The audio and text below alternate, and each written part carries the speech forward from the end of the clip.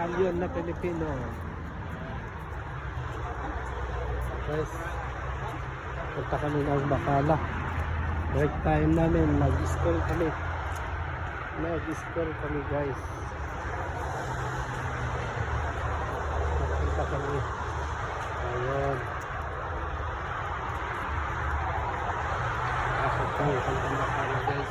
Mga kasama ko nag-training sa Baladia. Nag-training ng Baladia. Mga Pilipino kasama ko.